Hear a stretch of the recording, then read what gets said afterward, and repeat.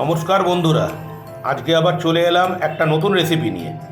আজকে বানাবো এগ আফগানি। এর জন্য আমি 6টা ডিম সেদ্ধ করে খোসা ছাড়িয়ে নিয়েছি।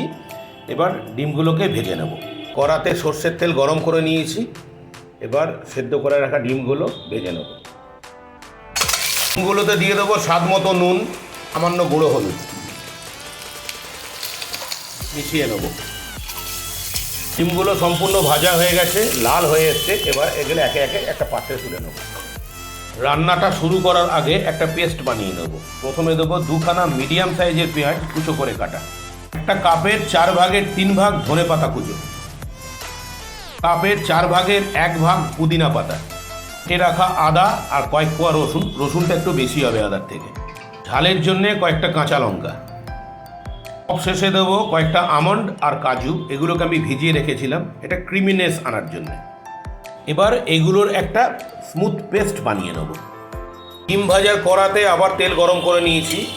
এবার এতে ফোড়ন দেবো কতগুলো গরম মশলা, ছোট এলাচ, একটা বড় এলাচ, লবঙ্গ, দারচিনি আর একটা তেজপাতা। গরম মশলাগুলো দিয়ে একটা সুন্দর গন্ধ বেরিয়ে গেছে। এবার যে পেস্টটা বানিয়েছিলাম ধনে পাতা পুদিনা পাতা দিয়ে, সেই পেস্টটা দিয়ে দেবো। পেস্টটা একদম নিচু আঁচে মিনিট 4-5 মতো কষিয়ে নিয়েছি। এবার দেবো কতগুলো গুঁড়ো মশলা। এখানে গুঁড়ো মশলার ব্যবহার খুব কম। হাফ চামচ ভাজা জিরে গুঁড়ো আর একটা চামচের 4 ভাগের 1 ভাগ গুঁড়ো হলুদ দিয়ে দেবো। মশলাগুলোকে মিনিট 1.5 ভালোভাবে কষিয়ে নিয়েছি।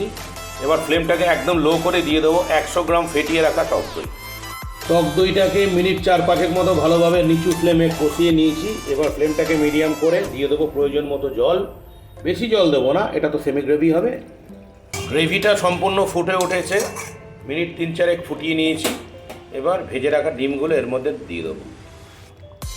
ডিমটা গ্রেভির সঙ্গে ফুটছে, দিয়ে দেবো স্বাদ মতো নুন। ডিমটা গ্রেভির সঙ্গে ভালোভাবে ফুটে উঠেছে, সব শেষে দিয়ে দেবো 1 চামচ কাসুরি মেথি। আমাদের এগ আফগানি সম্পূর্ণ তৈরি। কত সুন্দর দেখতে হয়েছে দেখুন, দেখতে হয়েছে। আপনারা ঠিক এই পদ্ধতিতে বানান, বানিয়ে খান, খুব ভালো লাগবে। ভালো লাগলে অবশ্যই আমাকে কমেন্টসে জানাবেন।